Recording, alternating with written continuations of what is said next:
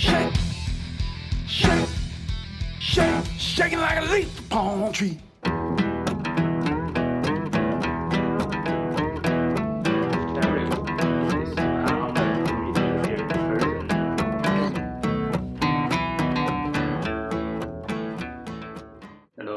Been listening to your album these days.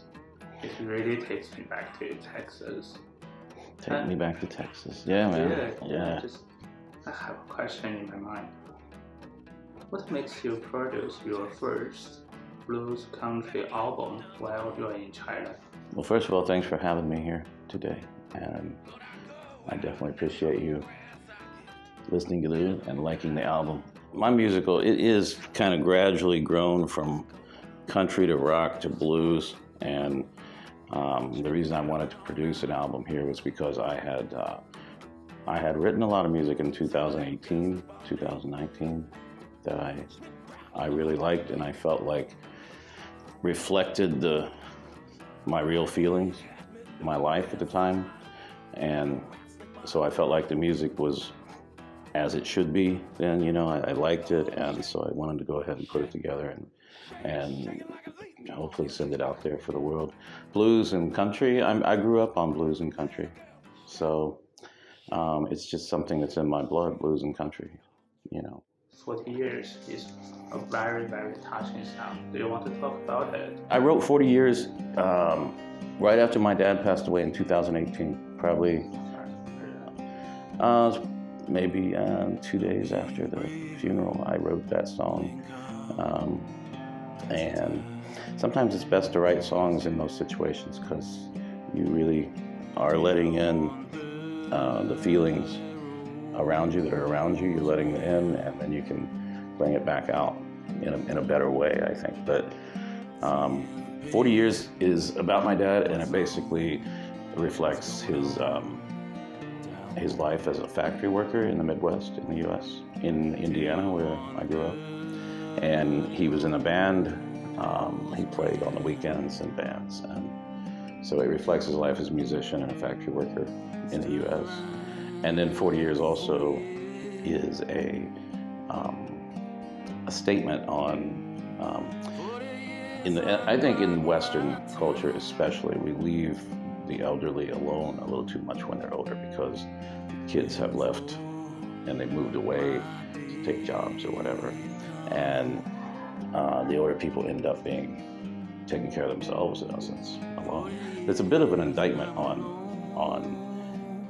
Western society and the way that they're handling the elderly, and an indictment on myself because I wasn't there either.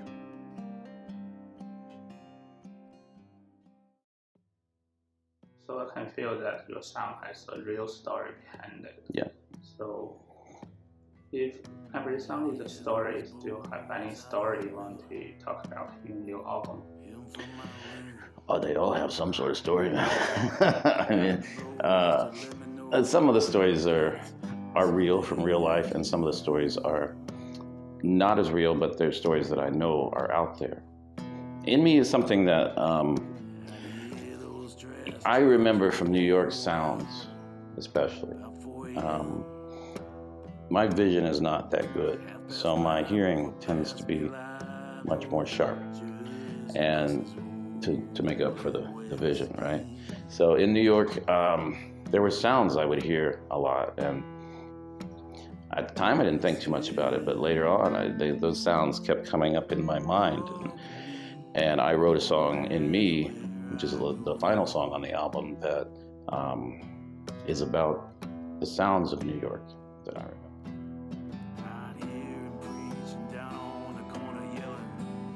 Just a bunch of worms. Pass on by, just a glance. I've heard of the sound of New York. So in Beijing, so do you mainly play your music to foreigners in Beijing or local Chinese people? It depends on the venue. I'd say overall it's about half and half. If I go to the Irish bar over in Dongjumen, it's mainly foreigners. There's some Chinese, but it's mainly foreigners. But then there's other places I go where it'll be almost 100% Chinese crowd. I have people come up to me sometimes after a show and they'll say, well, I didn't really understand all the words, but I got the feeling of the song. I feel like I understand what you were trying to get across, from the feeling. And I think that's a great compliment because I think it's the best compliment because it's hardest to reach people by feeling, and it's what you want to do. I think if you care about what you're doing in music, you should be wanting to reach people inside and feeling, Yeah. So if somebody comes up and says, I just felt that I understood this song and it touched me, then I think it's the best you can get, honestly. From Indiana to New York and to Beijing, so has your music changed? It's gotten a little more bluesy at times, and I do more finger picking now than I used to. Inside me, deep inside of me.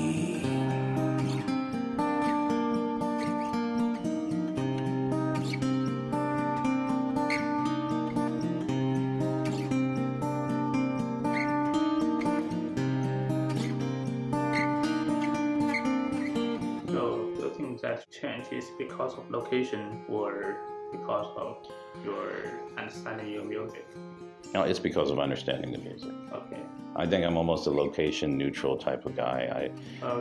If I sit down and write a song or try to play some music, you could put me in the middle of, the ocean or wherever, and I think I'd do the same thing. I don't think there's any real difference in terms of the influence I'm going to get no matter where I am. It's just a matter of, will I find out about a certain Chinese player that I really like what he does, and it's different than what I've done, and I get influenced. It could happen here, it could happen anywhere. The blues scene is doing pretty well, actually, in Beijing. You've got some foreign bands out there doing blues. My band, The Woodshed, Great Buffalo Blues is doing blues. And then you've got the Chinese guys. A lot of the Chinese guys are really into blues. And they're very good. They're very good players. Technically, they're very good players, like Mojo Hand, these kind of bands that are out there. So I think the blues scene in Beijing is doing very well. And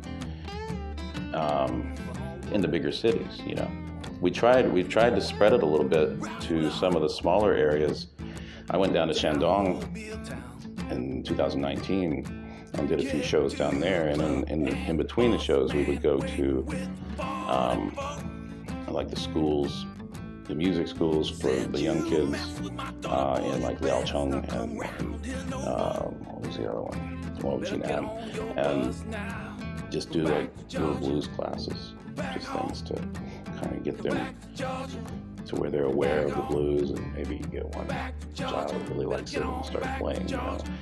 I think in those areas it's not as well known, But the country scene here, I don't think it's as strong as the blues scene, but there are some bands doing country. OGMC is a really good Chinese band that's doing the outlaw country. Great band.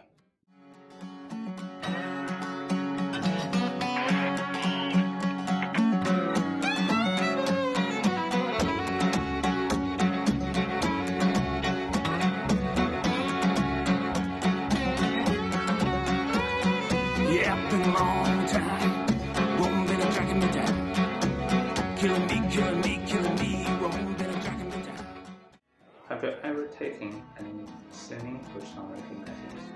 No, never have. No. No singing lessons. I don't even know what a songwriting lesson would be, honestly. If I was to give a songwriting lesson to someone, well, I don't know what I would say. I just, because to me it's just, you just have to be in a mental space to where what's inside of you, first of all, you're aware of it, the feelings that are inside of you, and then that you can bring them out and be comfortable with people knowing those feelings that are inside of you. And all those things have to be there in order for you to be able to bring the feelings out. Okay. So you have to be open I think if you're gonna reach people, I mean, anybody can write a song, right?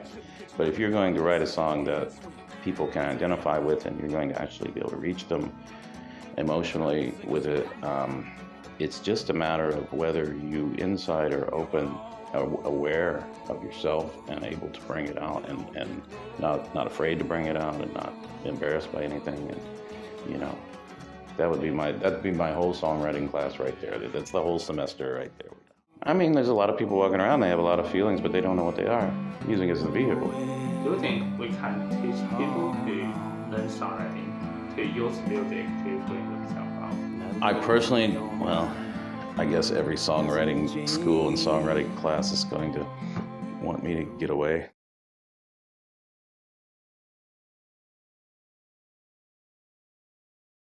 Yeah, see, this is just my personal opinion. I don't think you can teach songwriting. I just think it's in you or it's not in you, and it depends on where you are in your life at the time. Before I wrote this album, I spent many, many years trying to write songs and not liking any of it. And so none of it is on this album.